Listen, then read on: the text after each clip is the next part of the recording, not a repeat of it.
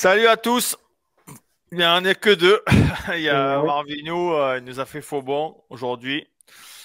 On l'a viré. L'être, euh, bon, il doit faire le touriste, je sais pas où, à New York sans doute, voir le Times Square et tout ça. Mais on est là toujours au rendez-vous. On mettra ça en ligne lundi matin comme d'habitude avec Hugo. Comment Salut à vas-tu? tous. Ça va-tu? Salut à tous. Ben, ça va nickel. Sans mon deuxième avocat Marvin, ça va être un peu plus dur ce coup-ci, Là, mais c'est ça va un le faire. contre un au lieu d'être deux contre un, hein. Donc, Voilà, ça va être dur là.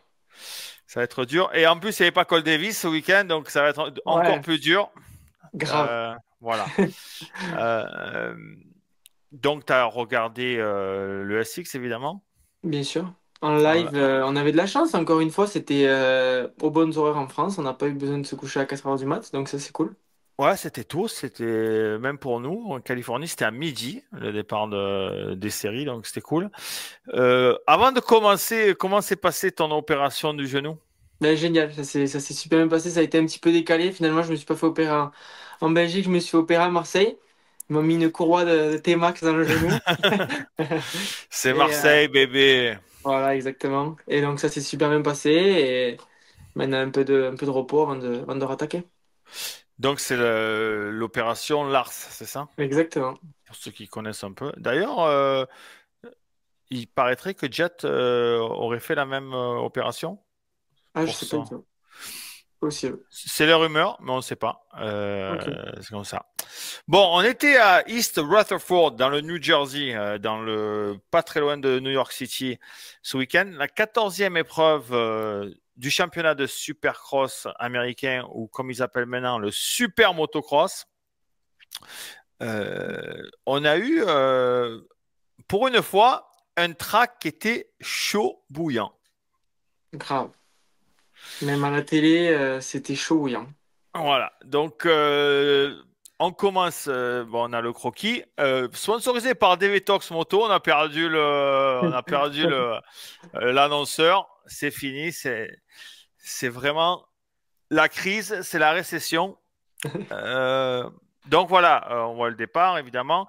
Ça commence section 1, saut d'arrivée, puis ligne droite, et on attaque direct deux séries de hoops, section 2, section 3. Ensuite, section 4, il n'y a pas beaucoup de monde qui sautait ce gros sur table ou aux essais. On a vu Webb et quelques-uns faire derrière table, donc ce qui était chaud, et après enchaîner 2-2. Donc en course, les meilleurs faisaient sur la table, off, et après un gros 3, ou sinon sur la table, enroulé 2-2, parce que l'appel du dernier 3 était vachement raide. Ensuite, le retour, c'était un gros 3 en sortie de virage encore. Un 2 où c'est marqué S5, ça refaisait 3 et 3 pour les meilleurs. S6, le triple, je vois pas pourquoi ils mettent un secteur juste sur le saut du triple, mais bon, c'est comme ça. Ensuite, un 2-2, très simple avec 280, et ensuite deux on, deux sur table, et ça revenait sur le saut d'arrivée. Euh, qu'est-ce que t'en as pensé, toi, du terrain? Ben, une piste compliquée avec beaucoup de virages à plat ce week-end. On voyait souvent à la fin des enchaînements les virer à plat, après le triple revirer à plat. Avant l'arrivée, ça virait à plat. Donc, pas mal de virages à plat qui permettaient de faire la différence. Et surtout, deuxième piste de l'année où on a deux séries de hoops d'affilée, il me semble. C'est la deuxième après Anaheim 2, si je dis pas de bêtises. Donc, ouais, c'était cool. Il y avait pas mal d'endroits pour faire la différence. Les enchaînements, ils étaient quand même très costauds. L'enchaînement après la deuxième série de hoops, là où Cooper Webb faisait d'air table en finale pour essayer de combler un petit peu l'écart, c'était vraiment chaud. Et puis à la télé, on voyait pas mal d'ornières. Donc ouais, c'était une belle piste. Oui, c'était pas les ornières la semaine dernière, d'ailleurs, je sais, à Philadelphie. Mais c'était parce que la terre, quand même, c'était sec. Ils arrosaient presque à chaque séance. Mais les hoops, deux séries de hoops, on n'a pas vu souvent. Je crois que oui, la dernière fois, c'était un M2. Bien costaud, bien haut. Il y en a qui sautaient les deux, il y en a qui driblaient les deux, ou un sauté Sauter, dribbler. dribblé. et vice-versa. Moi, ce qui m'a surpris, c'est quand même les hauteurs de saut. J'ai l'impression qu'ils avaient beaucoup de terre et ils ont fait des gros sauts. Par exemple, quand on parle, bon là, on le voit pas sur ce croquis-là, mais section 4, ce gros saut, ce saut qui passait au-dessus du premier virage pour aller sur la table. Ensuite, là, le 3, c'était plus gros qu'un appel de triple, ça montait très haut. Donc, c'était un terrain vraiment de timing, un vrai circuit de SX dans le sens où le SX, la base, c'est de faire tous les enchaînements et les combinaisons les plus rapides, dribbler les hoops vite, et ensuite trouver de la constance et de la vitesse entre les sauts. Il y a des circuits, on en a vu cette année, où il n'y avait pas besoin d'avoir un timing énorme pour aller vite parce que il n'y avait pas beaucoup de différence dans le franchissement des enchaînements. Et j'ai trouvé ce terrain bien là-dessus parce que quand tu faisais tous les tours, ça fonctionnait très très bien. Donc ouais, c'était. En plus, ils ont eu une bonne journée. Il faisait plus de 25 degrés l'après-midi. Ils ont commencé la course à 5 heures locale, 17 heures locale. Donc les conditions presque parfaites. Mais c'est vrai qu'il y a. Même moi, ça m'a trouvé long les finales. Ouais. Parce que à un moment donné, j'ai dit putain, c'est peut-être fini. Il restait 9 minutes en 4,5. J'ai dit, oh, bon, il n'y a pas énormément Le Bayard. ouais, d'action. Voilà. Donc, on passe direct au Du résultat coup, 250. Boum. Donc, Amaker, Hampshire, Tom, Park, Trasher qui fait 4 mais qui s'est fait déclasser pour une raison qu'on ne connaît pas, mais sans doute qu'il a dû sortir de la piste ou qu'il a dû couper ou qu'il n'est pas rentré au bon endroit et qu'il a gagné un avantage quelque part. Volant 6, Faulkner 7 et après, bon, ça ira. On va commencer par avant de rentrer dans le vif du sujet du comment des résultats purs, il y en a un qui a commencé et qui a fini sa soirée assez compliquée, c'est AMAS. bon. Donc déjà, rien qu'aux essais, il a fait See what happens here, Il a Justin. fait il a fait Looks like déjà he's just going off and just looks like he's just going off and just voilà, il a fait le le Ghost Ghost Ride. Ride. Désolé, j'ai pas enlevé Le son. le son de la vidéo initiale, mais ouais, c'est bizarre hein, l'action. On voit qu'il perd l'équilibre totalement dans le virage et qu'il n'arrive pas déjà à lâcher parce il est vachement surpris. Donc ça, c'était aux essais.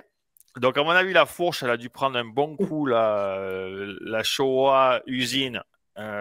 Ils ont dû la mettre à la poubelle. Les tubes d'être en 8. Là, il a ruiné la moto, là. Exact. Et deuxième chute, au début de la finale, il se met. Oh, ben c'est toujours pareil, j'ai toujours un problème de. Donc au La début de la technologie. finale, c'est la technologie. Au début de la finale, il se met un cours, il met le Bon. cadre, et puis c'était arrêt buffet. On rentre à la maison. En plus, il a gagné une course. Il a gagné la course dans la boue il y a 2 week-ends. Il gagne Et sa là, demi. voilà, il gagne à demi. Il roulait pas trop mal. Et finalement, c'était chou blanc. Ouais.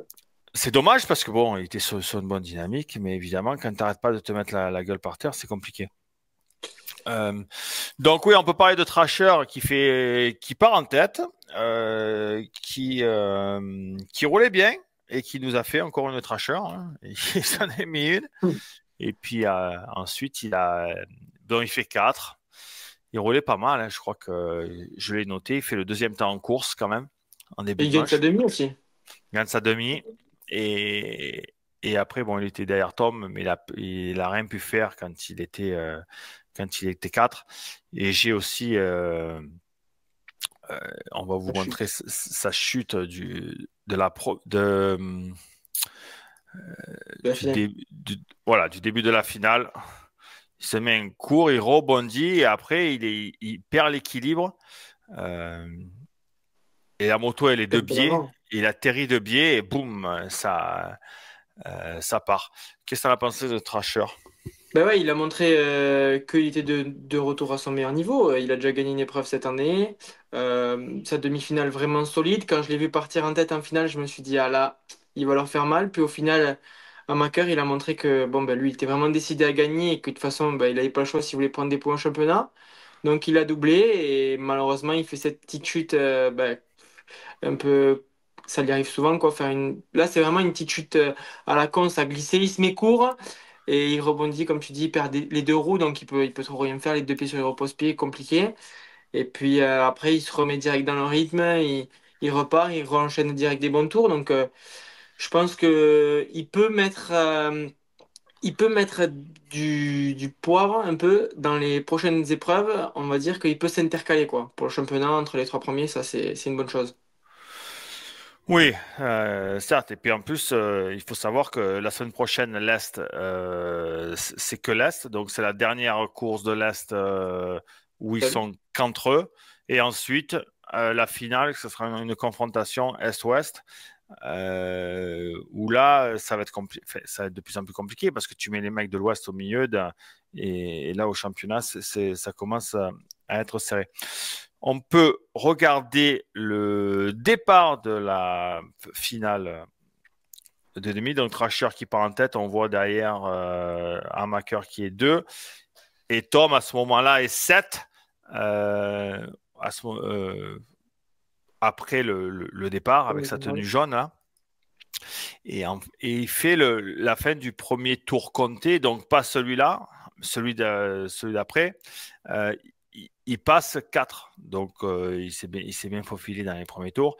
Ensuite, il revient et il capitalise avec la chute de Thrasher, donc il passe 3, mais il n'a rien pu faire contre les deux de devant, qui étaient sans doute prenables, mais quand même, il remonte sur le podium après 2 courses où il n'a pas fait dans le top 3.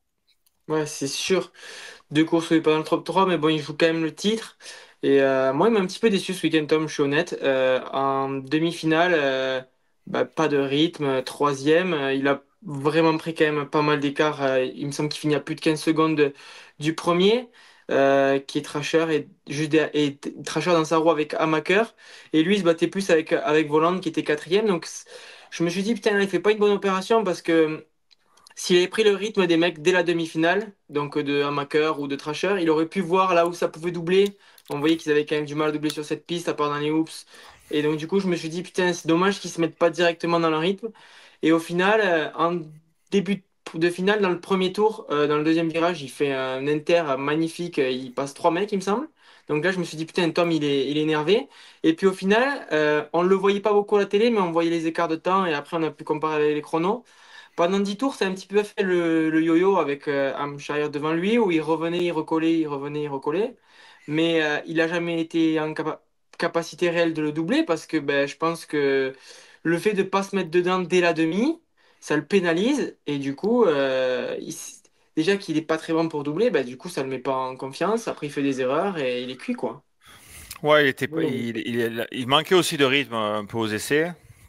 Et c'est dur, ça fait toujours un peu boule de neige si tu commences pas bien le week-end, surtout sur des pilotes comme ça qui roulent un peu avec la confiance, à la confiance. Il y a d'autres qui arrivent à se surmonter, Surpassé. surpasser, voilà, au fur et à mesure de la soirée. Mais pour Tom, j'ai appris à ne pas vraiment analyser ses essais parce que le terrain est toujours compliqué, plus dangereux parce qu'il est plus détruit. Et, et quand ils refont avant le programme du soir, le circuit est beaucoup plus rond, les housses sont beaucoup plus faciles. Donc, automatiquement, pour Tom, avec selon ce qu'on connaît de lui, automatiquement, il progresse le soir par rapport à la piste qui soit un peu plus ronde, ça lui donne un peu plus de confiance et de maîtrise sur un terrain un peu moins pointu. Donc je pense que et là on l'a pas trop vu en fait en série et ni en finale. Et c'est vrai, oui, moi j'ai regardé les essais, j'ai trouvé que sa moto avait un petit souci quand même de, d'équilibre amortisseur, train arrière. Ça peut être l'amortisseur, ça peut être les biellettes, ça peut être pas mal de choses. Je trouve qu'il était vachement haut de derrière, il avait dû piocher beaucoup. Comme on dit dans le jargon, ça poussait au cul. Et c'est compliqué de rouler sur un terrain comme ça, surtout sur des hoops raides et des sauts plus hauts, plus raides que d'habitude. Ça amplifie le truc. D'être pas bien derrière, ça handicape encore plus. Et on l'a vu en finale, ouais, et un peu déçu aussi dans l'attitude, dans le sens où tu joues le championnat, quoi. Tu es presque ex aequo de points avant la finale, tu as 2-3 points de retard. Tu as 2 points, je crois, des 2 premiers. Et là, tu te retrouves 3 pas très loin d'un gars qui est devant toi au championnat. Et même l'autre, il n'est pas super non plus. Il doit être à 5 secondes. Il reste quand même beaucoup de temps. Il reste plus de 10 minutes de course. Il y a de quoi faire parce que tu vois, par exemple, Ça fait des erreurs. tu prends un Voland, qui roulait 2 secondes moins vite que Tom au meilleur tour. Il passe 15 au premier tour. Et il arrive à revenir dans les 6 premiers. Il a gagné 8 places. Il roule avec des mecs de son niveau. Et là, c'est un peu pareil. Tu roules avec des mecs de ton niveau. Il y a de quoi faire. Tu peux analyser, tu peux changer des choses. Je trouve que c'est resté beaucoup dans les mêmes trucs. Et j'ai pas vu cet état d'urgence de vouloir aller grappiller des points sur Sur les 2 premiers. ouais, sur les 2 premiers. Et comme on dit souvent, Tom, malheureusement, fait les résultats en fonction des performances des autres pilotes. Donc, Thrasher tombe, donc il passe, il fait 3. Et devant, les autres font pas d'erreur, ils sont un peu mieux que lui, et ils font devant lui. Voilà. C'est un peu dommage. Ouais, parce qu'après, derrière lui, il y a quand même. Là, ce week-end, il y avait les 4. Bon, il y avait Aimas avant qu'il tombe, mais après, derrière, il y avait quand même vraiment un gros écart de niveau. Il me semble que Queen Park, du coup, qui fait 4, vu que Thrasher est disqualifié, il fait à 50 secondes, quoi, du premier. Donc, ils étaient vraiment loin, les autres. Ouais, tu vois, par exemple, un Park, Park qui fait 5 de la course avant la disqualification de Thrasher, il roulait en 54,5 et le meilleur temps avec le 6e temps, tu vois, et tu le vois bien, tu n'avais qu'un mec en 2,5 en 51,9, c'était Amaker. D'accord. Après, tu avais Hampshire, Tom et Thrasher qui étaient en 52. Et après, il n'y avait personne en 53. Et ça passait directement en 54. C'est Faulkner qui fait le 5e temps en course et qui prend 1 seconde 2 juste par Tom qui fait 4e temps en course. Donc, il y avait que 4 pilotes ce week-end pour jouer le podium quoi, en vitesse. Donc voilà, c'est un peu dommage évidemment. Mais bon, on va voir ce qui va se passer. Il reste 2 courses pour essayer d'aller chercher ce titre. Mais on va reparler à la mi-temps. À la mi-temps de ce show, on va faire un petit point mercato et on peut discuter un peu aussi de la situation de Tom par la suite. Les deux Ham, Maker et Hampshire étaient ex aequo avant de partir à la finale. Et finalement, c'est Maker qui a fait une très belle course, qui gagne et qui reprend 3 points sur Hampshire. J'ai trouvé quand même beaucoup plus à l'aise que les 2 dernières semaines. Mobile. Voilà, un peu plus mobile. Tu as l'impression qu'il était moins tendu. La semaine dernière, j'ai trouvé à Philadelphie, c'était vraiment très, très tendu. Pas mobile, Playmobil, on dira, style. Mais là, même s'il y avait des ornières, que le terrain était assez compliqué, technique, avec des gros sauts, il y avait quand même des ornières. J'ai trouvé qu'il a fait une très très belle course. Il a été solide. il passe en tête assez rapidement et puis ils n'ont rien pu faire les autres. Il a mis beaucoup d'intensité et puis il n'a pas fait trop d'erreurs, hein. Contrairement à ce qu'il est capable de faire en général, franchement, sur une piste délicate, il a fait très peu d'erreurs. Ouais, un peu à la fin, quand il a commencé un peu à sauter les hoops, Ouais, il a fait les droites-gauche. Mais à part ça, c'est vrai que oui, il a été solide. Mais c'est fou quand même. On est obligé de toujours faire la comparaison avec l'Est. Là, oh, t'aurais mis un Davis là, qui dribble les deux. Déjà, il aurait dribblé les les deux deux séries de séries à hoops. fond.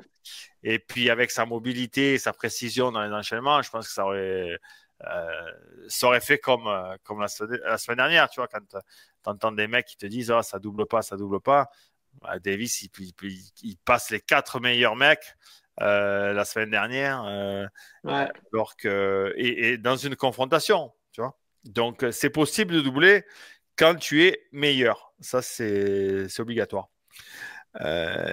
Et puis RJ qui était un peu dépité sur le podium, qui fait 2 et qui a rien pu faire contre Amaker alors qu'il n'était pas si loin que ça.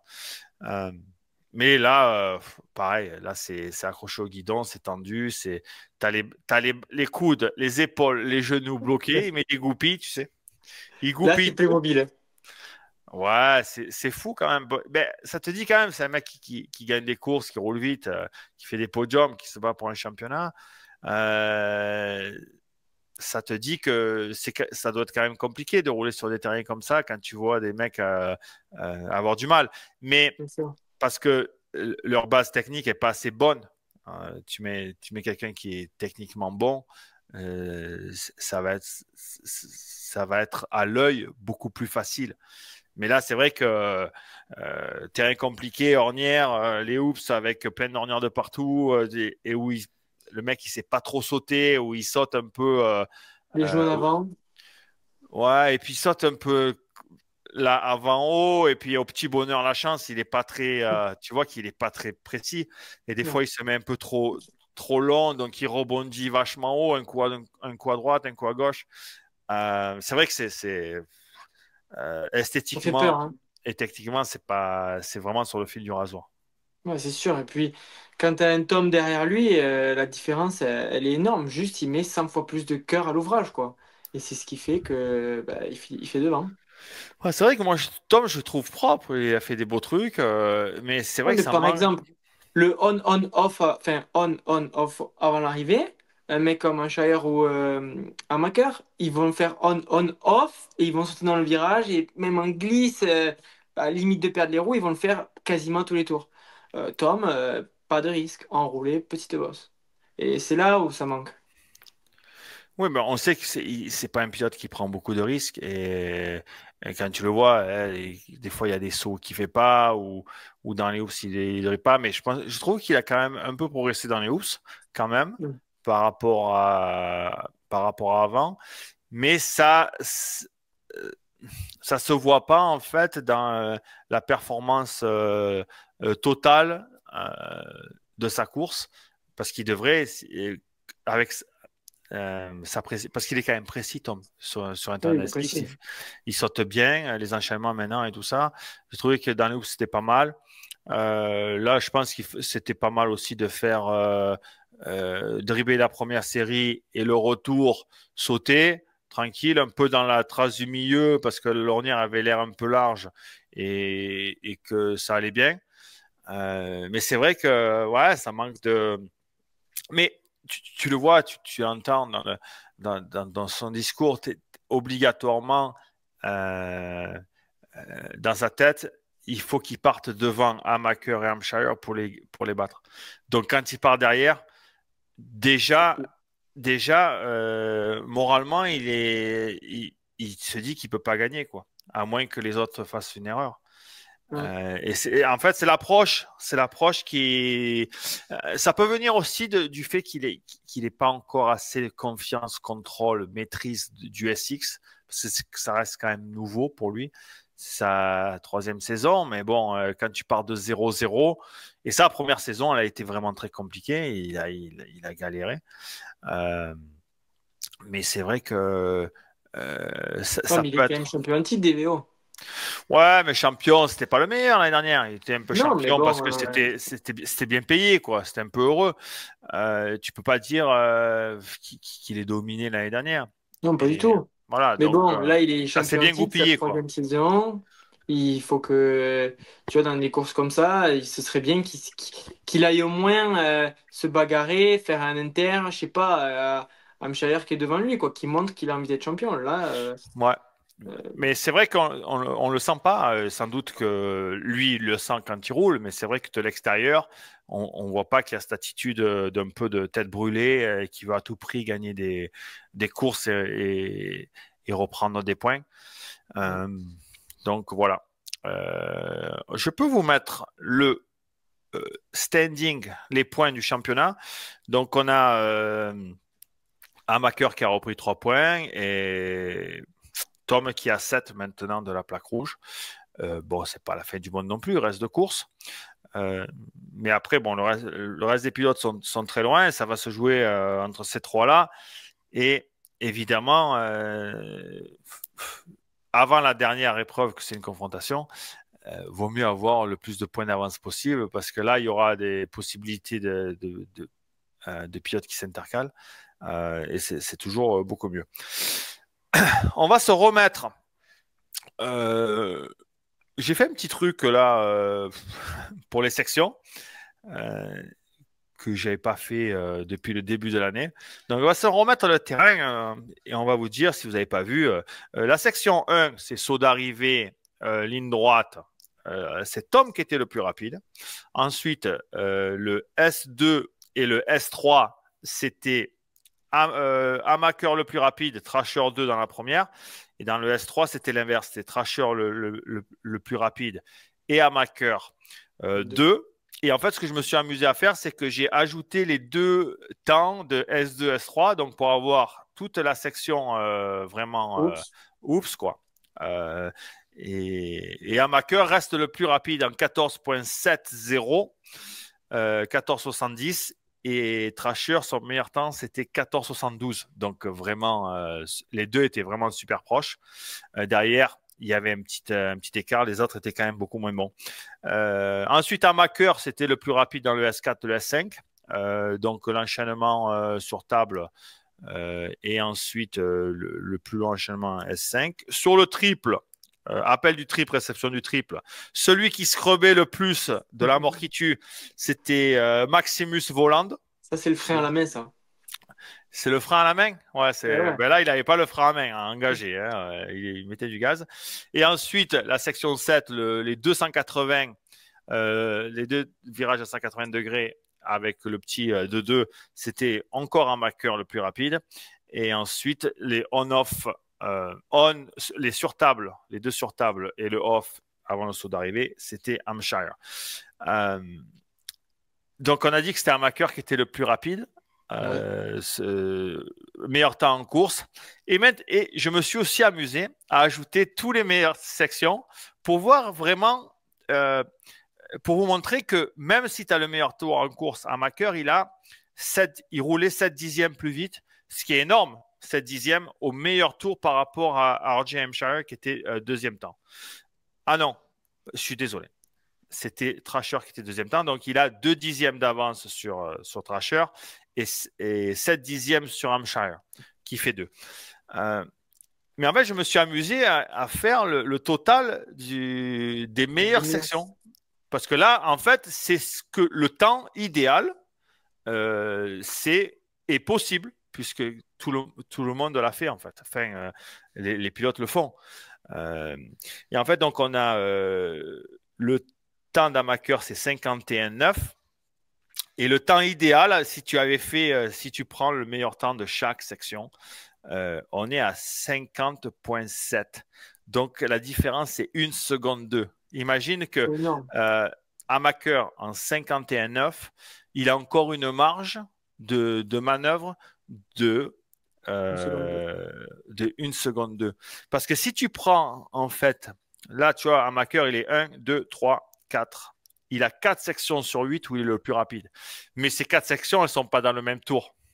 Mais non. Donc, c'est là que mais là, ça je vous lis montre. son idéal time. son idéal time à Macker si toutes ces sections, enfin, de chacun de ses meilleurs tours, quoi, Oui. ça fait 51-0. Voilà, donc ça c'est ce qu'il peut faire lui, 51-0. Mais si il avait le meilleur temps de toutes les sections, il aurait fait un 50,7.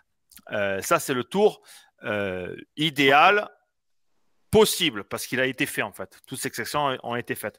Donc ça vous montre que même le mec qui gagne, qui a l'air un peu au-dessus du lot, il est quand même loin du compte. Il est quand même loin du compte et c'est pour ça qu'on est là. Et des fois, on dit, oui, c'est pas terrible, ça aurait pu aller plus vite, etc. Donc, la différence de 1 seconde 2 entre le temps idéal de tout le monde et son temps à lui, j'ai trouvé que c'était Énorme. énorme. Ouais. Et et ça te montre qu'il y a enfin, du pain sur la planche, mais il y a de quoi travailler pour s'améliorer, tout simplement. Bien sûr. Donc, tu vois, c'est cool ce petit truc de stats. En plus, moi, j'adore Les calculs. voilà, les calculs. En ce qui concerne le championnat, alors, Amaker, Hampshire, Vial, Derrière, c'est cuit. Hein. bon, d'ailleurs, c'est cuit déjà. Qui c'est qui va aller au bout, là? Parce qu'en fait, c'est celui-là de championnat qui est le plus intéressant en 250. Bien sûr. Qui c'est qui va aller au bout alors d'aujourd'hui, j'ai envie de dire un Macker, quoi. Là, il est solide. Bon, le week-end dernier, c'était un Playmobil sur la moto, mais c'était quand Mais même. il part bien la semaine Il, dernière. il part bien à chaque fois. Ouais, Et puis, il a la grinta, quoi. Quand il roule, on l'a vu ce week-end, il double, quoi, tu vois. Trasher, il ouais, a pas mis ouais. 100 ans à doubler. Hein. Donc, moi, je le vois bien champion. Hein. Même si je préférais que ce soit Tom. Techniquement, il est meilleur.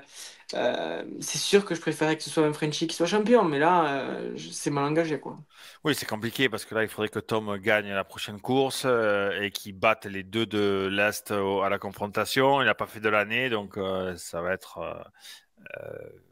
Mais je pense que c'est un pilote qui en est capable. Bien sûr, bien Mais, sûr, bien sûr, bien mais sûr. pas dans sa philosophie, on va dire, actuelle, quoi. Ok, merci Hugo. Euh, j'ai eu quelques questions sur le net, en DM, en Messenger, tout ça, et en commentaire. Au point de vue du mercato, en fait, qu'est-ce qui va se passer l'année prochaine? On est dans euh,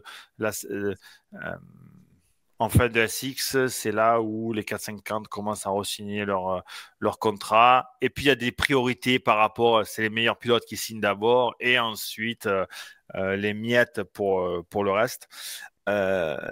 Donc, on va commencer pour le truc, et que c'est le secret de Polichinelle de partout. Tout le monde sait depuis, je crois que ça a été signé à Birmingham, donc il y a 3 semaines.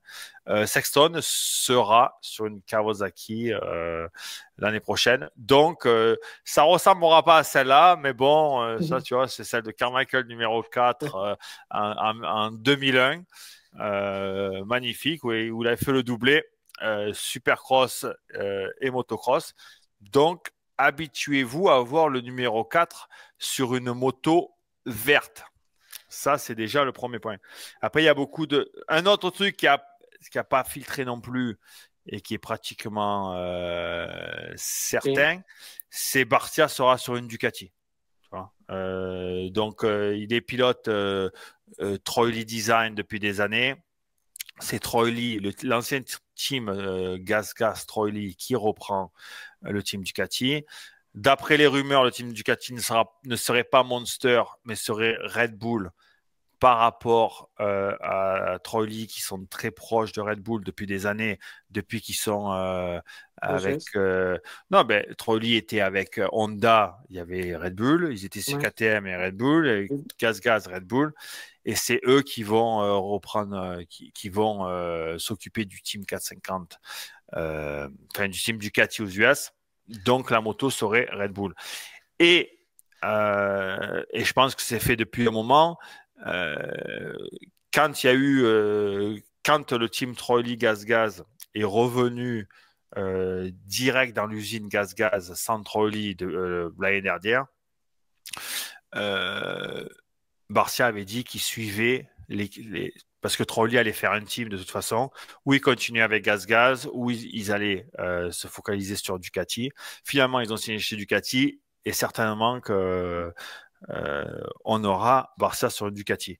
Ça, c'est une Une Ducati spéculation. Red Bull. C'est beau, hein? Ah ouais. Ouais. Marquez, il n'a Bon, pas réussi, hein. il n'a pas réussi. Bon, c'est différent. Là, c'est aussi. Moi, je pense que après que. Moi, ça me dérange pas. Il faut qu'il y en a qui est pour tout le monde. Après, la deuxième, la rumeur. Enfin, pas la rumeur. Un truc qui est sûr, c'est que Tomac continue, ne prendra pas sa retraite, mais ça sera pas avec Yamaha. Donc évidemment, là encore des rumeurs qu'il envoie chez Ducati. J'y crois pas trop. On le voit plus quand même chez KT. KT qui font le forcing pour avoir un deuxième pilote de calibre, puisqu'ils ont perdu Sexton. Ils ont re-signé Plessinger. Plessinger sera toujours... mais Plessinger, c'est quand même un numéro 2. Pour une marque comme KT, il va falloir un numéro 1. Et il n'y a pas beaucoup de monde de libre. Donc le numéro 1, ils essayent de faire tout pour avoir Tomac. Tomac qui n'est pas inconnu au bataillon chez KTM, il a roulé chez KTM. Regarde, il a fait le Junior Challenge en Supercross il y a des années et des années. Donc on le voit là avec ses parents. Et sur une KT, donc peut-être, il n'aura pas le numéro 4 comme sur la photo, il aura bien le numéro 3. Mais c'est vrai qu'on Ça peut faire bizarre, hein. on verra peut-être il aille sur une KT l'année prochaine. C'est une rumeur. Ça peut faire Ensuite, très bizarre. et en fait, on me dit pourquoi il resterait pas chez Yam? Mais chez Yam, c'est facile. Il y a deux soucis chez Yam. Un déjà, fin 3, un souci de budget. Tout ça parce que quand Webb est parti de chez KT en milieu d'année, en milieu de Supercross il y a 2 ans, qu'il fallait qu'il retombe quelque part. Il est arrivé chez Yam et retourné chez Yam comme un peu un cheveu sur la soupe. Et en fait, il a dû signer pour 3 cacahuètes, un pack de Cronenbourg et 3 casquettes. Tu vois. Donc, c'est là le problème. C'est qu'à un moment donné, quand tu commences à gagner des courses et être et peut-être s'il gagne le championnat, tu as des clauses qu'automatiquement, ton salaire augmente. Et sans doute que l'année dernière, c'était pareil. Après la première saison, quand tu as des gars comme ça qui signent pour pas beaucoup, parce que bon, ils étaient un peu au fond du seau, ils ont des clauses qui font que si tu fais dans le top 3, ben, tu as des rehausses de salaire, etc. Et sans doute que, ben, de toute façon, Star veulent garder Webb. C'est vraiment leur chouchou, quoi, en fait, un peu depuis des années. Même s'ils ils avaient divorcé, mais ils se sont remariés avec les gars de chez, enfin, il y a des gars de chez Star qui ont repris le team, même si le team n'a rien à voir avec Star Racing de la 250, parce que Star Racing 250, c'est au boss, je me rappelle plus, Reagan, Bobby Reagan. Bobby Reagan, c'est pas Ronald Reagan, c'est Bobby, qui a des concessions Chevrolet dans, je sais pas où, là, dans le Midwest, on appelle ça. Mais bref. Donc là, on dit Star Racing Yamaha 450, mais c'est encore le team Yamaha US, mais qui ont donné le team à gérer à des gars de chez Star Racing. Et donc, et ces gars-là, ils étaient avec Webb quand Webb a gagné les championnats outdoor et Supercross avec Star il y a très longtemps. Donc voilà, il y a cette histoire de budget que comme Webb va reprendre, va prendre quand même des ronds. Et le troisième problème, après budget et la réévaluation de contrat de Webb, c'est Digan. Donc Digan l'année prochaine, la rumeur c'est qu'il reste quoi qu'il arrive cette année, il va rester en Supercross en 250. Certainement dans la côte opposée à Davis, ça c'est ça serait quand même assez normal et judicieux. Mais il passerait en 450 en 2026 pour le motocross. Et là, tu changes de camion et tu changes aussi peut-être de budget. Parce que là, les budgets, c'est Yam qui paye, Yam Monster qui paye les pilotes 250. Mais après, c'est toujours Yam et Monster, mais c'est la partie 450 avec un team différent, un compte en banque différent. Donc, il va falloir le payer, Digan. Et comme c'est la prochaine génération, il va automatiquement prendre des ronds. Et tu peux pas payer Webb, tu peux pas payer Digan, tu peux pas payer Thomas au prix fort et avoir assez pour mettre du mazout dans le semi pour aller aux courses, quoi.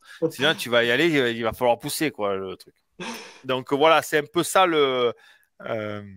pour ce qui est du mercato. Et ensuite, un peu rumeur, comme Barcia avec Ducati, je suis presque sûr.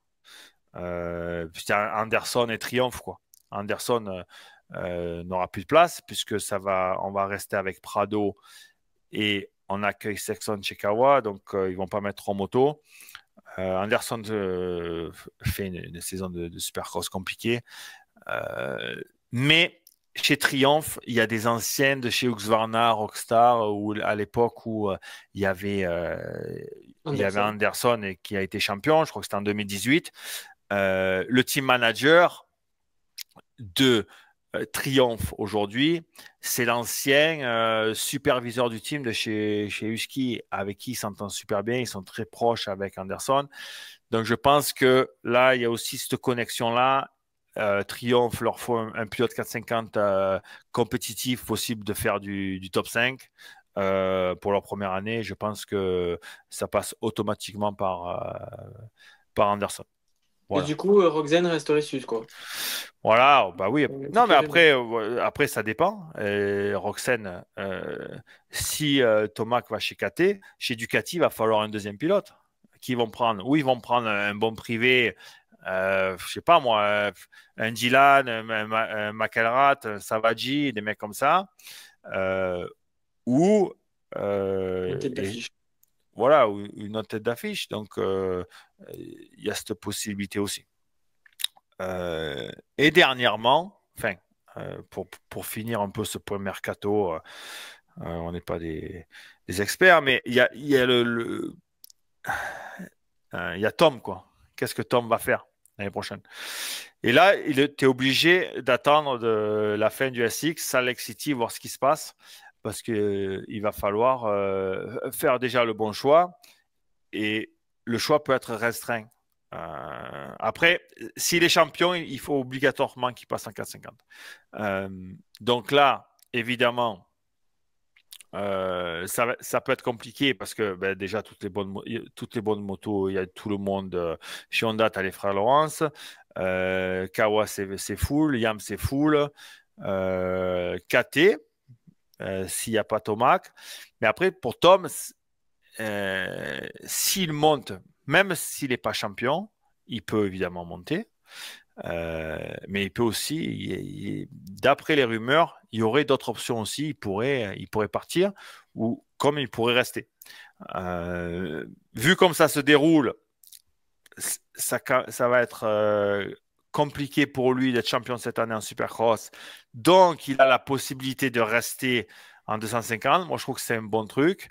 Et pourquoi pas moi, je trouve que c'est bien parce que d'essayer de faire une saison de Supercross un peu plus débridée, avec encore un peu plus d'expérience, avec une plus grosse prise de risque. Mais c'est vrai que ça va être compliqué parce que l'année prochaine, en 250, tu vas te prendre ou Digan d'un côté ou Davis de l'autre. Donc, pour être champion, ça va être compliqué. Mais ça va parce que là, tu n'es pas favori. Tu n'as pas la plaque numéro 1 qui est en fonte, tu vois, qui est lourde à porter. Ça peut aussi t'enlever un peu de pression. Tu vois, je n'ai pas gagné en 2025. Un nouveau challenge, essayer de de changer d'approche et pourquoi pas changer de moto. Aller avec une moto un peu plus compétitive ou je pense pas que Yam serait le bon choix, mais tu as autre chose, tu vois. bien sûr. Les rumeurs disent que, par exemple, Shimoda serait plus chez Honda l'année prochaine, tu vois.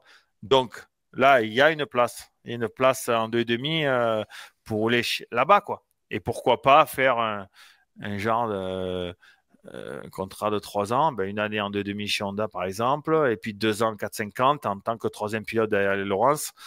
C'est sûr que les sous, ça va pas être énorme, mais au moins, Une tu auras bonne une moto. bonne moto et pas de pression. La pression, c'est sur les deux autres.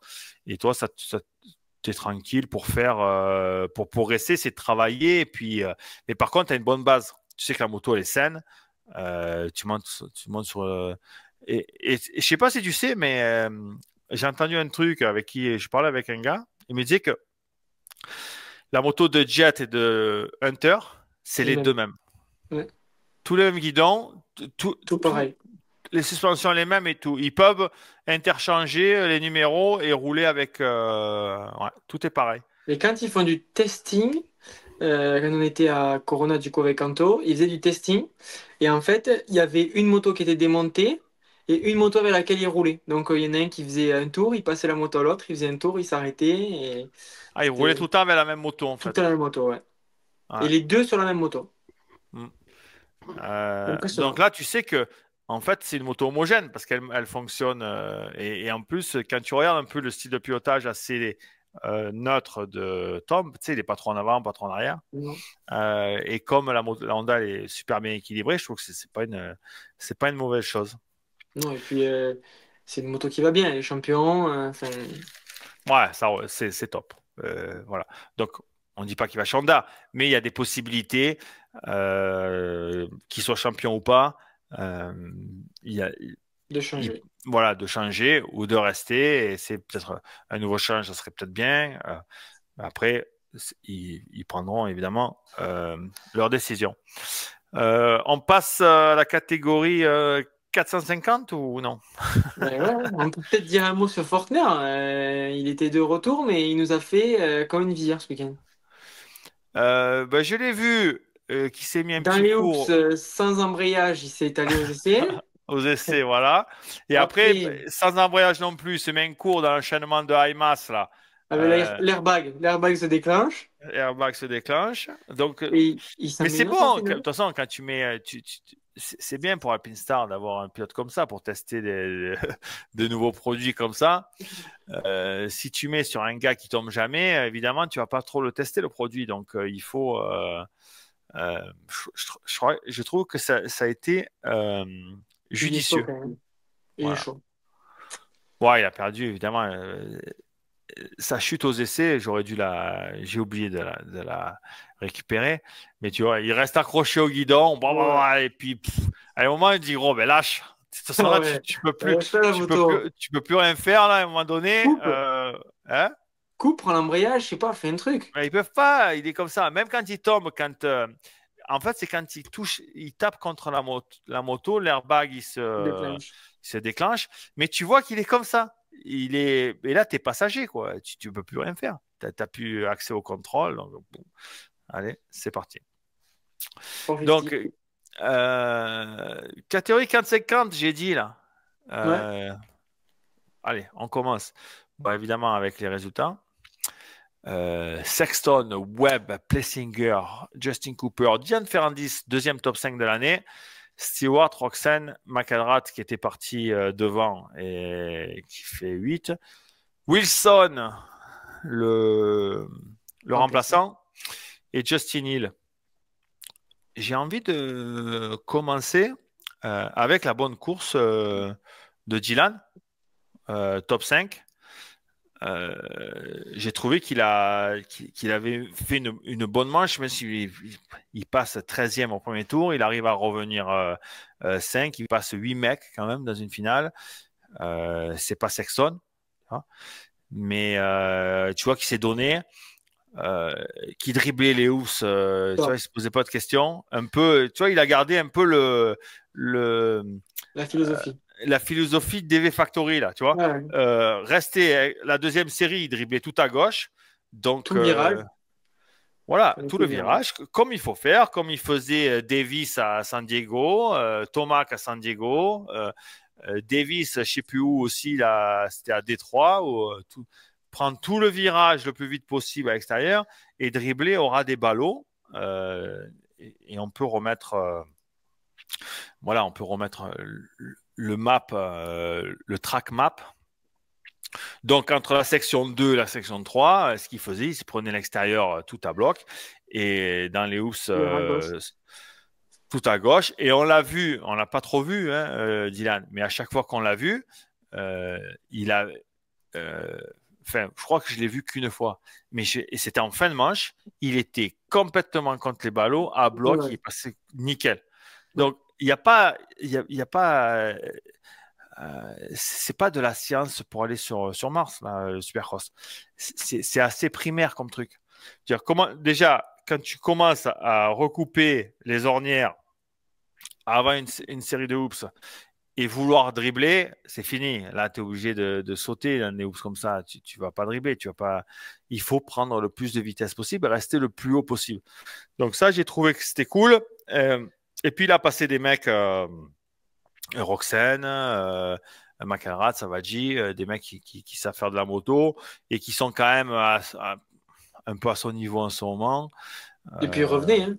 Il revenait sur les mecs, enfin pas sur Justin ouais, Cooper. mais sur Justin Cooper et Plessinger, je pense que avec un départ avec eux, il est capable de se battre toute la manche avec eux, hein.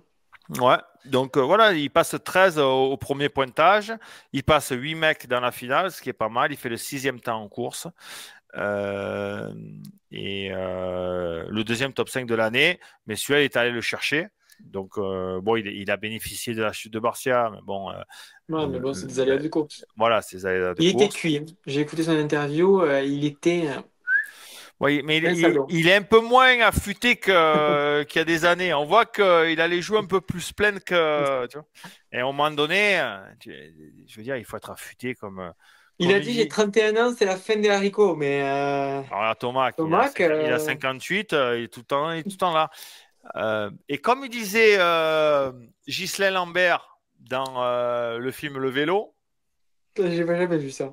affûté mon salopard. Il faut être, quand il sera dans la glace, t'as jamais vu ce film? Non, mais je me le dis des fois, t'inquiète, devant la glace, je me le dis, putain, t'es affûté. Voilà, mais regarde ce film. Ça s'appelle Le Vélo de Ghislain Lambert ou Guylain Ok. Lambert, mais je crois que c'est Ghislain Lambert. C'est avec Poulvord. C'est Poulvord qui fait le. Et c'est un film mythique. C'est un mec qui fait des courses de vélo. Et en plus, comme toi, tu fais de la bicyclette, tu vas Ça va me tu vas, plaire. tu vas te reconnaître là-dedans. J'ai trouvé que c'était. Ouais, il faut être affûté. Bien sûr. C'est un sport compliqué. On parlait de Barcia. On parlait de Barcia, donc bon, il roulait pas mal. Il aurait pu aller chercher un podium, son premier podium depuis 2023, donc ça commence à faire. Ouais, il s'en met une pas belle, hein. Et ben, il s'est battu, il était 3, il fait 4e temps en course quand même. Et puis, bon, il a fait du Barcia dans l'attitude pour passer. Vous passez McElrath, la spéciale, on s'élargit et on va chercher à l'extérieur. La spéciale Barcia. Et après, il a fait comme Faulkner, il a voulu essayer l'airbag Alpine Star. 3 et pas possible. Mais Ça on va. dirait qu'il presque il met un point mort dans le. Ouais, c'est vrai que c'est bizarre de passer par devant. On voit qu'il était quand même un peu en avant dans le. Et puis il y a un peu des ornières, peut-être une marche. Et là, On peut pardonner, là. ça pardonne pas du tout. Donc dommage pour Bastia parce qu'il reprend un peu la frite. La semaine dernière, ce qu'on avait dit sur le. Tu te rappelles quand il loupe, on dit qu'il loupe le frein. Ah ouais, qu'il loupe le frein. Voilà, mais il ne loupe pas le frein. Tu vois, il a eu un problème. Ils ont des problèmes de frein. Je te l'avais dit. J'avais regardé la vidéo. J'ai dit il le prend le frein, mais il n'y a rien qui s'est passé. Donc 2 semaines d'affilée. Ah ouais, mais là il est 3, il se fracasse. La semaine dernière, il part en tête.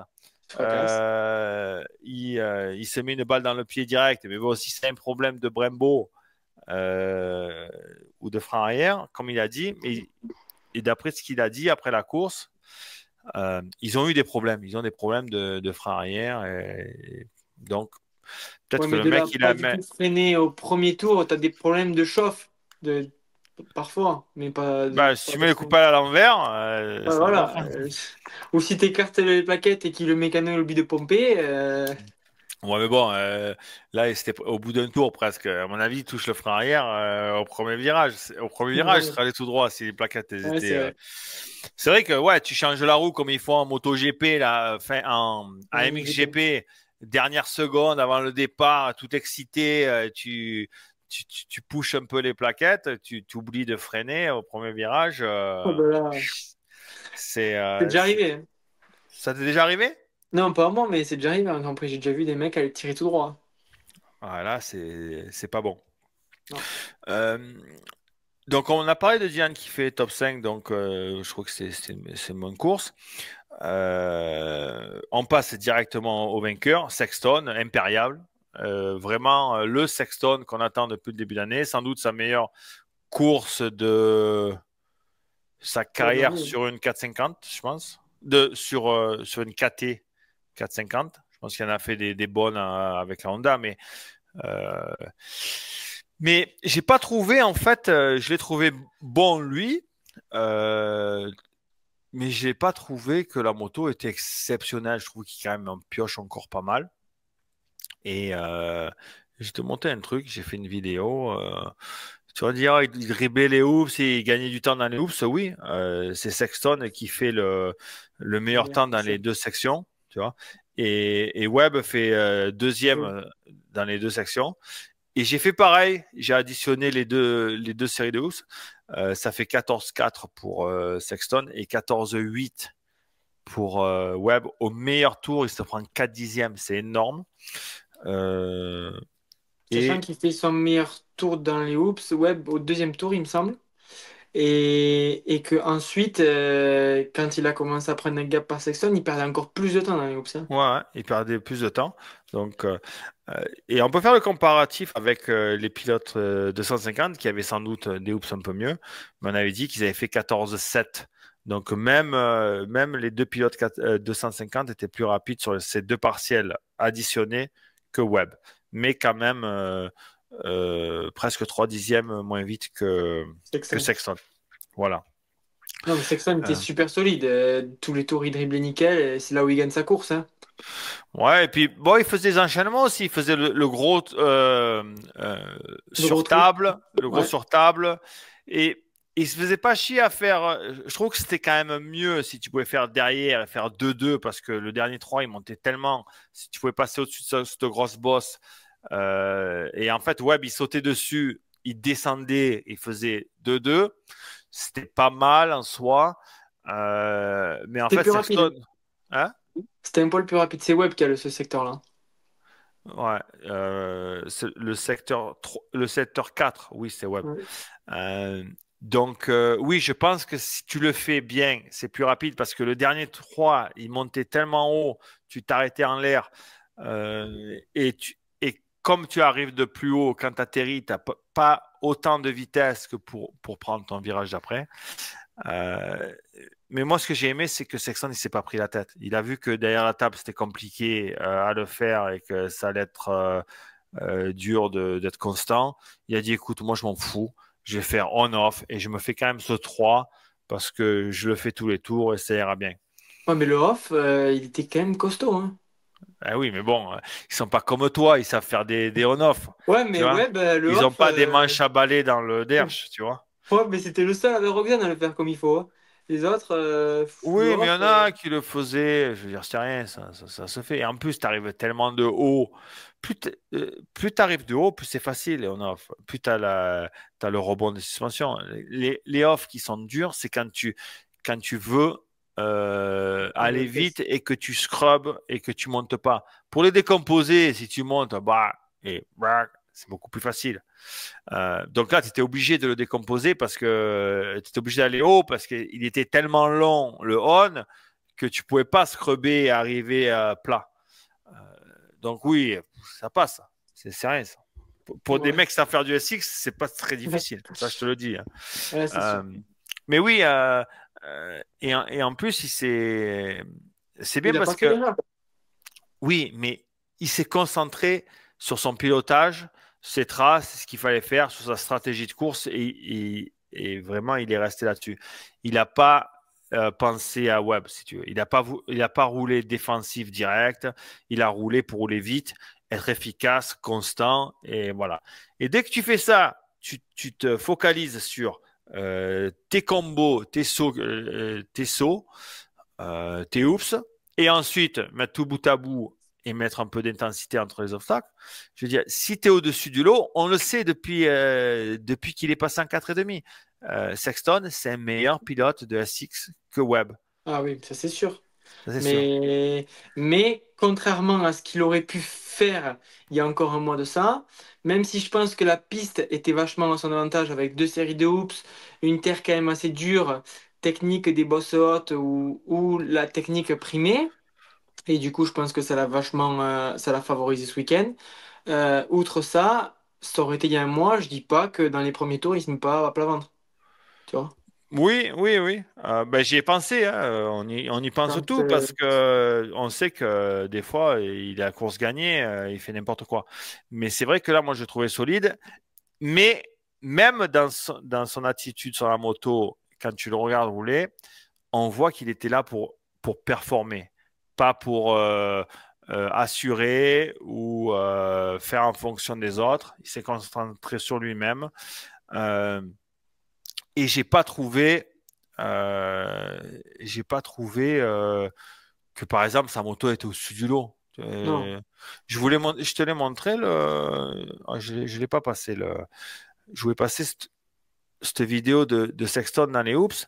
Je trouve que ça pioche, même si ça passe bien et qu'il a le meilleur secteur, je trouve que ça pioche quand même beaucoup.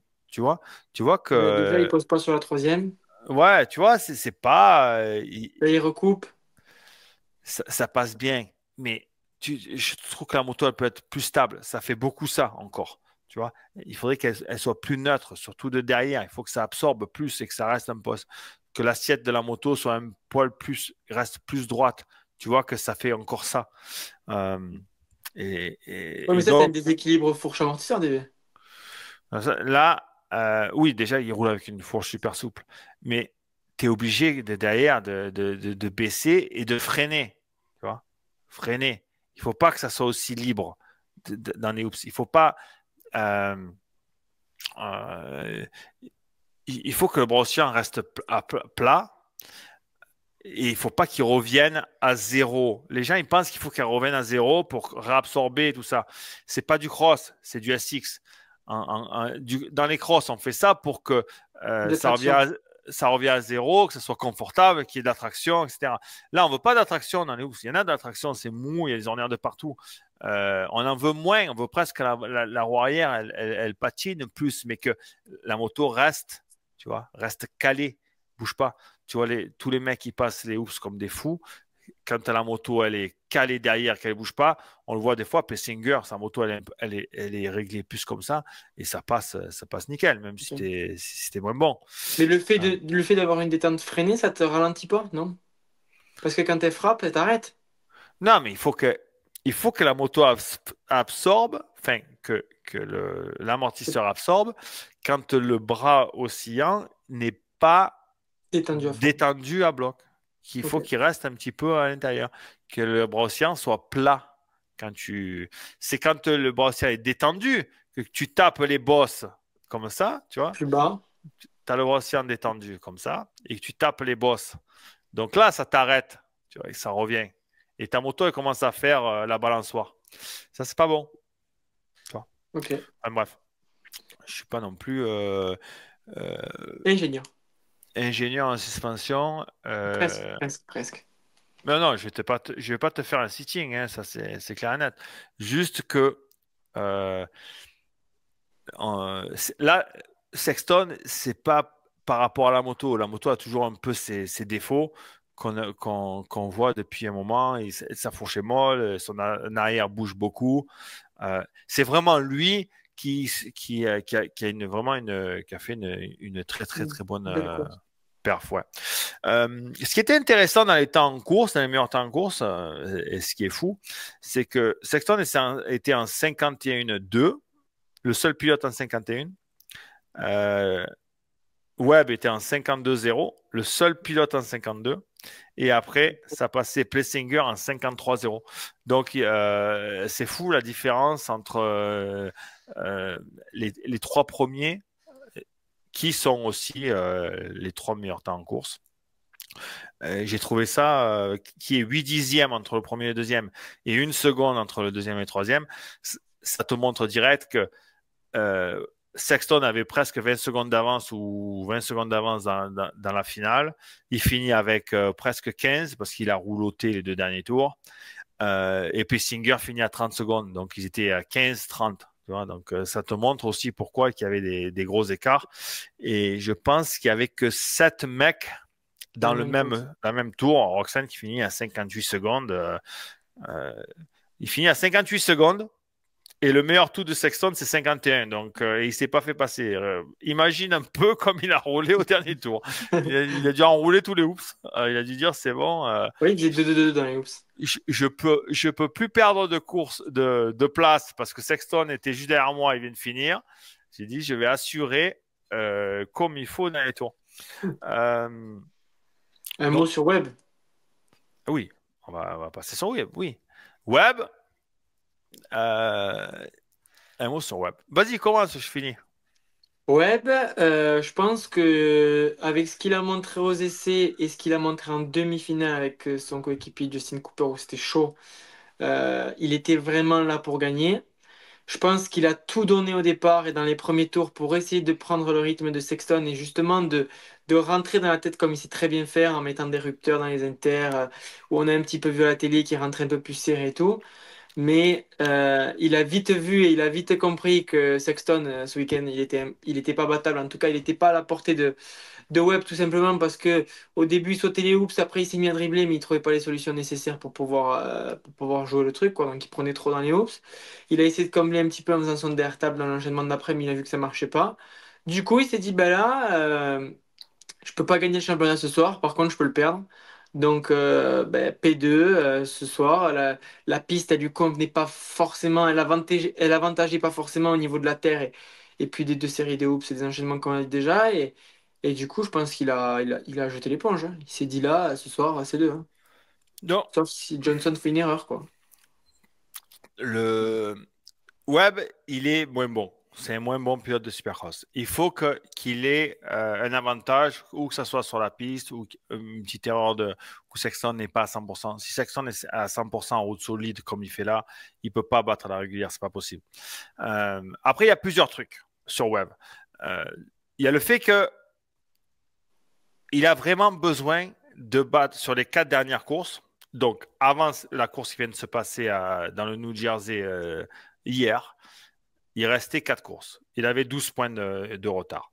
Donc, mathématiquement, Sexton reste encore le destin dans ses mains. S'il gagne les 4 dernières courses et que Webb fait 4 x 3, ils vont être ex aequo à la fin de l'année et Sexton sera champion automatiquement. Mais là, comme c'est en confrontation directe, il faut seulement, sur ces 4 courses, que Webb, pour qu'il ait son destin dans ses mains, il faut que Webb batte Sexton ou finisse devant Sexton dans une finale une fois seulement. Une fois, et après, il peut se permettre de finir juste derrière Sexton. Et au vu du niveau là, c'est pas super dur de faire 2 pour Webb ou tu comprends. Voilà. Donc, il lui reste 3 chances. 3 chances pour battre une seule fois Sexton pour être champion. Là, il a essayé. Là, il ne pouvait rien faire. Il pouvait rien faire. Et tu peux rien faire parce que être Webb, et on dit tous, comme toi par exemple, tous les peintres qui nous écoutent, ah mais Webb il a le mental, il a le mental, il a le mental. Non mais il n'a pas le mental. Tu peux avoir tout le mental que tu veux. Si tu n'as pas le niveau et que le mec devant toi, il est meilleur que toi, il ne fait pas d'erreur, tu ne peux pas gagner. Donc, le mental, ça ne sert à rien. Ce qu'il faut, c'est la technique, la vitesse et le physique. Voilà. Ouais, mais Donc, il l'aura au moment voulu. voilà, il aura peut-être au moment voulu, mais là, si Sexton, qui a son destin entre ses mains, roule à son niveau sans faire d'erreur, Webb ne peut rien faire. Parce que Webb, avec sa stratégie de course, avec ses petits intérieurs, avec ses je commence, je dribble mi-figue, mi-raisin, et après je commence à sauter, ça ne peut pas marcher. Ça marche que quand les autres sont dans le dur, ils n'arrivent pas à s'adapter à des circonstances de course ou à des types de terrain où Webb arrive à faire ses petits intérieurs, qui arrive un peu à sauter les hoops, qui fait des petits intérieurs de fouine, qui fait ses rupteurs et qui intimide un peu les autres. C'est ça sa force, mais c'est sa force seulement quand les autres ne sont pas, ou quand les meilleurs, tu mets un Tomac, tu mets un Sexton, tu mets un Jet au meilleur d'eux-mêmes sans faire d'erreur. Webb, à la régulière, ne peut pas les battre. Tu vois. Donc, il peut avoir tout le mental que tu veux. Tu vois. Les mecs, ils me disent, ah, lui, il a le mental de fou, un mental de fou. Le mental ne sert à rien. Il faut la technique, la vitesse et le physique. Voilà. Et Sexton vous prouve là exactement que Webb n'a pas les outils pour le battre à la régulière. Et il le bat parce que Sexton n'est pas à son meilleur niveau ou tombe ou fait des conneries, etc. Donc, la stratégie de Webb pour l'instant, c'est d'être au meilleur de lui-même, déjà. Espérer qu'il y ait des circonstances et des types de terrain qui vont avantager un peu son pilotage et ses traces, parce que là, il n'arrive pas à s'adapter, il n'a pas assez le niveau technique pour rouler comme Sexton et dribbler les hoops, enrouler les virages, dribbler, rentrer vite, les scrubs, les machins, les trucs, tu vois. Dans les enchaînements, en franchissement, il n'est pas aussi bon. Dans les hoops, il n'est pas aussi bon. Et en virage, il n'est pas aussi bon aussi parce qu'il commence à recouper et à faire ses entrées serrées trop tôt. Trop tôt. Là, il n'y avait pas besoin. Il n'y avait pas assez d'ornières. J'ai enroule, arrête de rentrer serré et de vouloir virer court. Donc là, en fait, ces avantages sur des terrains qui se détruisent et qui se détériorent vite dans une finale, sur les terrains qui se détériorent pas si vite et où les extérieurs sont encore bons et qu'il faut les garder le plus possible, il peut rien faire, Webb, parce que il n'a pas, il est trop voilà, il est trop dans cette stratégie de vouloir rentrer serré, faire ses petits intérieurs. Ça marche pas, ça. Ça marche pas. Ça marche, oui, de temps en temps, mais si tu as un mec qui roule comme il faut, et je dis encore un truc, c'est pas de la science. Il ne faut pas être ingénieur à NASA pour le comprendre. C'est pas possible. Donc, c'est ce que, et j'essaie d'expliquer. C'est pas comme ça qu'on peut performer en roulant avec cette stratégie-là. Et en fait, le mental de dire oh, il est dans la tête de Sexton, oui, certainement qu'il est dans la tête de Sexton, mais si Sexton arrive à faire abstraction de ça et se focaliser sur moto, départ, trace, vitesse, physique, et s'il est irréprochable là-dessus, mais là, il ne va pas le tenir. Il va prendre une seconde au tour en moyenne, il va finir à 25 secondes. Tu vois? Ouais, mais je vois pas Sexton faire ça toutes les courses 3 fois d'affilée. Certes, oui, parce qu'il nous le démontre depuis qu'il est passé en 4,50 que c'est compliqué d'être constant pour lui. Donc ça, c'est son challenge à lui, tu vois, seul. Et donc, moi, je ne me fais pas de soucis parce que historiquement, Sexton fait des bêtises et donne des points gratuitement. Mais là, ça fait 2 fois d'affilée où costaud, le gars, tu vois, et que les autres peuvent rien faire. Et puis. Non, mais là, il est là sur une course comme ça, il est clairement au-dessus. Un peu comme l'été, Jet et Tomac en début de saison, quoi. Il est au même niveau qu'eux, là. Ouais, oui, oui. Non, mais là, ça manque encore, hein. Ça manque Oui, encore. ça manque encore, mais je veux dire, il est un step au-dessus des autres, quoi. Ça manque encore, et je vais te le dire pourquoi. Mhm. Je vais te dire Le pourquoi. meilleur tour. Voilà, on repart. Le trackmark. Mais les stats, c'est important. Les stats, c'est quelque chose. C'est comme ça que tu analyses et que tu progresses et que tu vois, tu fais. Bien sûr. Faut faire les analyses vidéo, les secteurs, et ça c'est bien parce qu'on a des outils pour travailler, même si on ne travaille pour rien, on fait du bénévolat. C'est quand même du travail Ah oui, en amont. Tu vois, je l'ai dit c'est encore une vrai. fois. Euh, donc, section 1, saut d'arrivée, ligne droite, c'était Justin Cooper qui était plus rapide. Dans la 2 et 3, c'était Sexton, on en a parlé. Dans les deux séries de hoops, c'était Sexton le plus vite. Et il était à plus de 4 dixièmes plus vite sur les deux sections combinées par rapport à Webb, qui était le deuxième plus rapide dans les deux secteurs. Dylan 3, il me semble, non? Je suis pas allé si bas parce qu'en Ok. fait j'avais ça dans la tête de mettre les deux d'affilée pour voir un peu le comparo. Enfin bref, non, j'ai pas l'enchaînement 1, tu l'as dit, donc le saut sur table enroulé, il faisait 2-2. Le Webb, il prenait pas la grosse pour faire le 3, le dernier 3 qui montait à la lune. C'est lui qui était le plus rapide. Ensuite, c'est Roxanne dans le S5 qui était le plus rapide. Le meilleur scrubber du triple de la finale, c'est Joey Savaggi. Et ensuite, les deux virages à 180 degrés, le petit 2-2, c'était Sexton, c'était le plus rapide. Et sur les on-off avant l'arrivée, c'était Roxanne. Donc, je me suis évidemment amusé à faire le temps idéal. Non pas le temps idéal comme tu vois sur les feuilles de chaque pilote, mais le temps idéal du pilote parfait. Enfin, on peut pas dire du pilote parfait, mais voilà, on Du va dire meilleur le tour qui a été fait ce week-end. voilà, de l'addition des meilleurs secteurs de la finale 450. Donc, ce pilote-là, qui n'existe pas d'ailleurs. Donc, on a dit que, on voit que, on a dit que sur le meilleur temps, Sexton était 8 dixièmes plus rapide que Webb en 51,2. Et là, si tu ajoutes le meilleur secteur de tous les pilotes, le temps idéal aurait été 50,2. 50,295 et ça fait une différence de 959 millièmes. Donc, Moins qu'en 2,5. voilà, moins qu'un 2,5. Ça veut dire que Sexton est un peu plus proche de la vérité qu'un Ouais. Macker. Voilà. Mais il reste quand même une seconde. Donc là-dedans, dans cette seconde-là, tu Il y a as, du monde. Jet Lawrence. Tu vois, tu as Jet Lawrence, tu as un Tomac des grands jours, tu vois, un mec qui a une meilleure moto une moto mieux réglée que Sexton sur un terrain comme ça. Donc, dans cette seconde-là, il peut y avoir d'autres pilotes, tu vois, des mecs qui sont un poil plus mieux, comme on dit.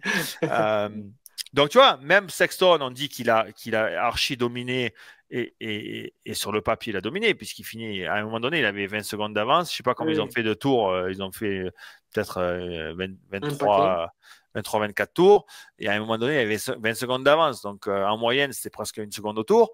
Et dis-toi qu'il aurait pu, sur le meilleur temps, rouler encore une seconde plus vite. Donc, tu vois que même pour un mec comme Sexton, de l'extérieur, qui a fait sa meilleure course depuis qu'il est sur une KT, il a encore du pain sur la planche, quoi.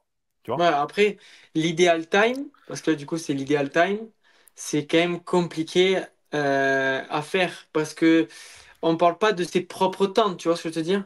S'il faut, j'ai une connerie, mais Roxane, C'est quoi? Tu as regardé son idéal time? non, je n'ai pas regardé son idéal time. Ah, mais tu vois, tu fais pas ton Ouais. boulot. Toi, tu J'ai arrives laissé ici. pour les demi, mais là, le 4,5, j'ai pas Ouais, fait l'idéal time de mais, Sexton.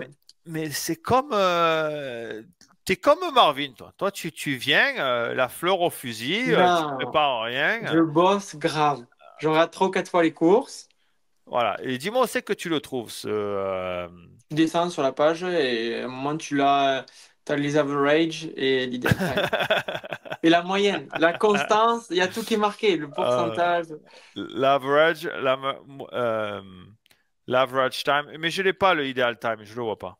Enfin bref. Et c'est dans le petit truc à gauche là. Ah, son ideal time, c'est 50,4. Donc, il reste 2 dixièmes. Donc, c'est pas. Donc, Pas c'est déconnant. possible. C'est possible. C'est possible. Ouais. J'avais jamais vu ce truc Ideal Time. Je me rappelle des anciennes feuilles parce que là, ils ont changé de programme et tout. Et j'aime pas du tout. J'aimais beaucoup mieux comme c'était avant. Parce que moi, je suis un mec de l'ancienne. Là, je m'en sors pas sur le site. Et en C'est plus, plus ils mettent compliqué. ouais, ils mettent du temps à actualiser tous leurs trucs. Les points du championnat, c'est jamais prêt. Enfin bref. Voilà. Donc, en parlant de points de championnat, on peut les mettre. Donc, Webb en tête, 9 points, 3 courses. Voilà. 3 points par course entre le premier et le deuxième, ça fait 9. Donc, on en a parlé. Sexton gagne les 3 prochaines. Les champions. Automatiquement champion, quoi qu'il arrive. Mais ça reste compliqué si Webb en gagne une. Si, par exemple, on va dire que Webb en gagne une la semaine prochaine. Là, on est à 9. La Terre, c'est mou les prochaines? Salt Lake, c'est un peu comme ça. Non, on n'est pas à Salt Lake. Là. Non, mais la dernière, Salt Lake, c'est un peu comme non, ça. Salt Lake, ça peut être béton. Hein. Ça peut être béton. Hein. Denver, c'est béton. Tous les ans. Là, on va à Pittsburgh. On y est parlé depuis 1978. Ça fait. Je ne sais même pas si on est déjà allé, mais je pense que oui, mais il y a très très longtemps. Même moi, j'ai jamais roulé. Et je suis vieux. Donc là, on est à 9 points. Donc là, il compte double les points. Donc si Webb gagne une course devant Sexton, il perd 6 points. Quoi. Donc au lieu, par exemple, la prochaine course, Webb gagne, il aura 12 points d'avance et avec 2 courses. Là, maintenant, Sexton, il n'a plus le destin dans ses mains parce que si Sexton gagne les 2 dernières courses, Webb peut faire 2 fois 3 et gagner avec 2 points d'avance. Donc, ça laisse quand même la marge pour Webb. C'est pour ça que Webb, il faut qu'il sur 3 courses, il faut qu'il le batte une fois pour reprendre la main, si tu veux. Bien sûr. Voilà. Bon, ça va arriver. Voilà. C'est tout? Un mot sur Plessinger? Ouais, Plessinger, tu veux que je donne mon avis? Vas-y. Mais Plessinger, il se chiait de Marseille en fait. Et il voulait pas y aller. Il avait peur de finir Mais en non. rondelle, en petite rondelle dans un Aperol Spritz.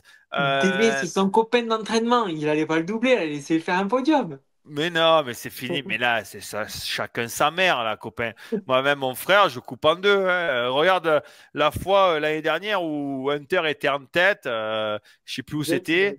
Et à un moment donné, Diaz, il a dit, écoute, déjà, les ronds, c'est pour moi, les points, je vais mettre dans la poche. Et à un moment donné, il a mis le clignotant, il a dit, ciao, t'es mon frère, mais c'est bon, on arrête tes conneries.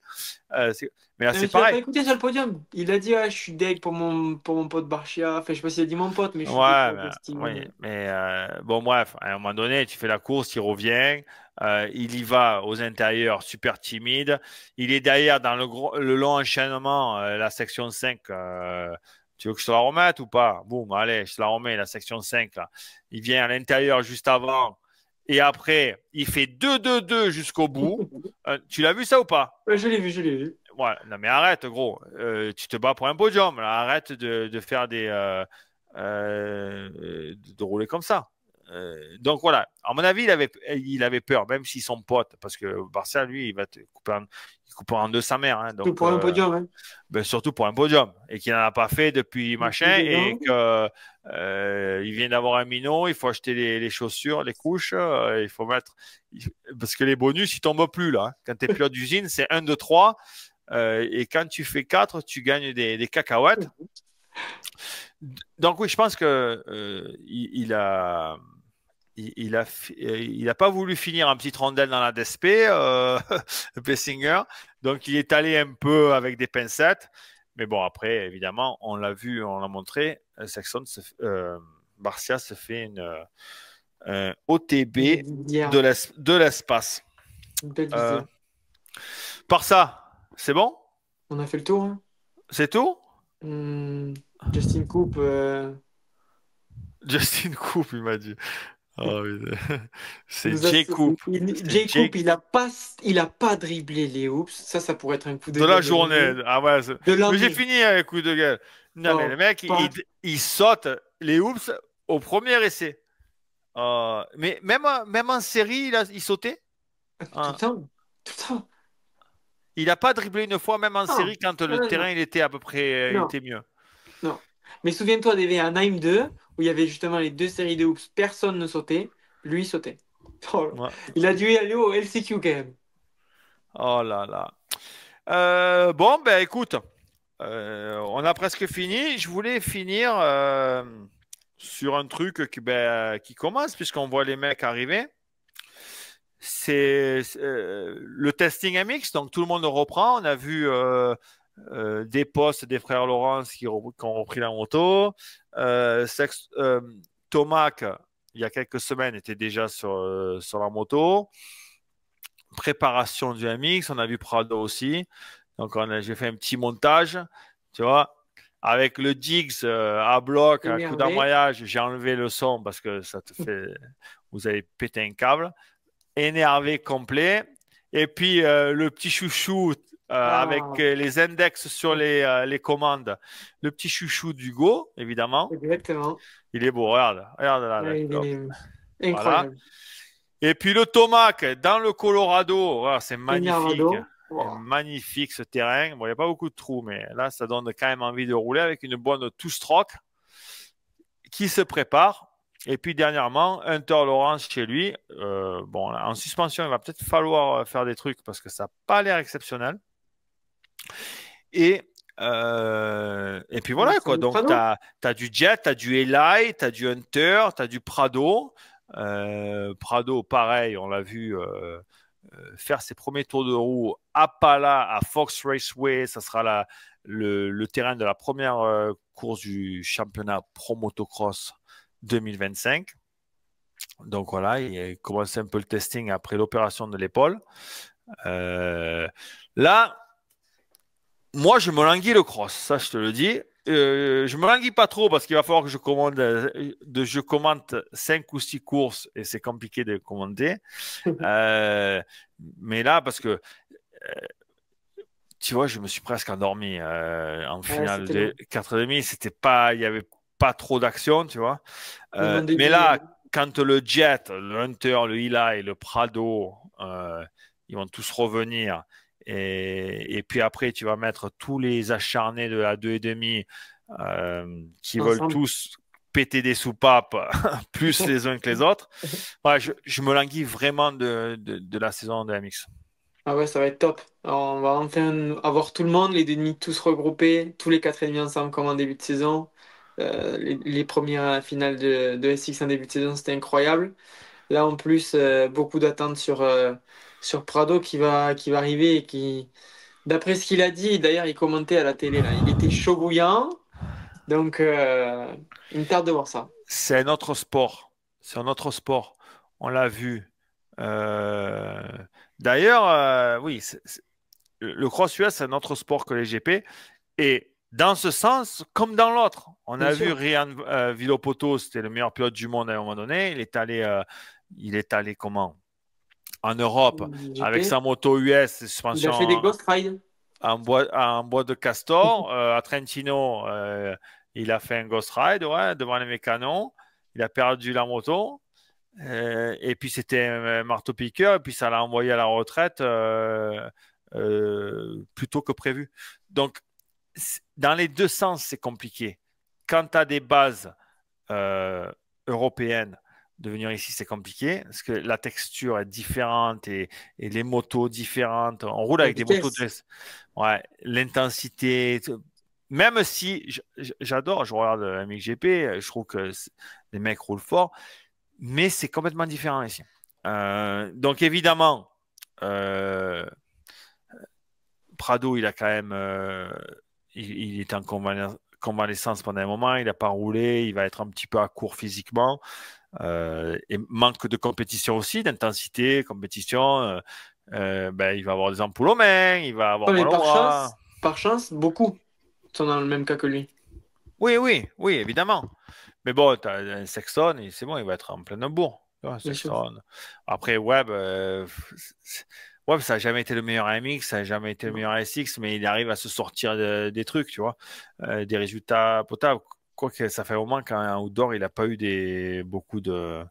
Puis là, avec tout le monde qui a des V, ça va être dur pour lui. Hein.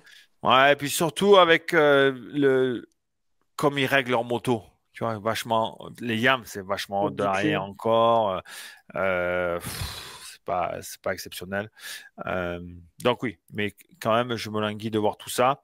Et puis, mais ça va pas être aussi facile pour les uns que pour les autres par rapport aux gars qui n'ont pas roulé pendant des mois et aux gars qui arrivent, qui sont en forme, ils ont ils ont la compétition et puis ils ont le physique et tout ça. Ils ont repris ils ont toujours gardé cet esprit de compétition, ce rythme de compétition toutes les semaines. Donc ça va être important. Ceux qui jouent le championnat de SX comme Webb et Sexton, ça va être compliqué parce qu'ils vont vouloir rester sur le terrain de SX, rouler un SX pour finir la saison comme il faut. Donc peut-être le testing outdoor va mettre un peu plus de temps. Donc, c'est juste l'avantage que ceux qui n'ont pas fini le SX ont, c'est qu'ils roulent maintenant qu'en MX. Ils peuvent bien se préparer physiquement en fonction, avec la moto, etc. Donc, mais oui, je me languis et ça va être... Singer l'a dit justement, il a dit qu'il était un peu choqué de faire troisième ce week-end parce que il avait fait beaucoup de motocross ces derniers temps. Beaucoup de testing, oui, mais bon, il est bon. Ça fait 2 semaines. Il a fait le Supercross la semaine dernière et la semaine d'avant. Non, mais les mecs, ils croient qu'ils vont oublier de faire du SX parce qu'ils ont fait une semaine de MX. Mais non, mais ils nous prennent un peu pour des cons quand même. Non? À un moment donné, c'est pour ça qu'il ne faut pas croire tout ce que disent les pilotes. Souvent, quand tu écoutes les pilotes, en une semaine, ils peuvent tout changer. Mais moi qui suis pilote, les gars, en une semaine, tu changes pas grand-chose. Hein. Mais non, tu peux rien changer. En tout cas, je sais pas comment ils font. Hein. Ouais, mais il faut bien que tu vois, ils donnent un peu du grain à moudre, quoi. Voilà, sinon. Ouais, bien sûr, mais bon, pareil, en GP, il y en a qui se blesse, il roule pas de la semaine, il arrive au GP, oh, mais je suis pas roulé de la semaine, là, je suis pas bien. Mais gros, ça va aller, t'as roulé il y a 5 jours. Ouais, ça va aller. Et puis de toute façon, tous ceux qui font les podiums, tous ceux qui roulent bien, ils ont tous été malades. Là, Amaker, il nous l'a refait. Tu peux pas avoir des mecs qui viennent dire ouais, c'était cool, tout s'est bien passé. Il faut toujours qu'il y ait quelque chose, tu vois, pour mettre. Pour dire j'ai gagné, mais. Ouais, voilà, toujours des excuses ou des faits qui ont rien à faire là, quoi. Enfin bref. Voilà. Donc c'est bon, on a fini. Allez. C'était un peu plus court parce qu'il n'y avait pas Marvin, comme il y a eu une pipolette. Je ne sais pas quand est-ce qu'il va revenir, si on va le rembaucher. Comme on a perdu les sponsors, on ne sait pas si on va pouvoir le garder. Et on vous dit peut-être à demain parce que il faut voir le moto. Ouais, le MXGP là. Parce qu'en Suisse, c'est lundi, on n'a pas pu faire. Donc, je me suis levé, pour la petite histoire, ce matin à 6h30 pour voir les deuxièmes manches. Finalement, je mets l'IPTV, je mets Automoto, rien, je mets l'équipe, rien. J'ai dit, mais... Donc, je vais sur le téléphone, je regarde les résultats du warm-up, pas de warm-up, que les trucs de la qualif de samedi. J'ai dit, là, comme on dit chez nous, il y a Gambie. Et en fait, il y avait à Gambie, je ne savais pas que c'était lundi la course. Donc, peut-être que si tu es chaud, on se fait un petit débrief. Tu es chaud bouillant? Ben, on fera ça. Allez. Bon, allez. On se dit peut-être à demain ou sinon à la semaine prochaine.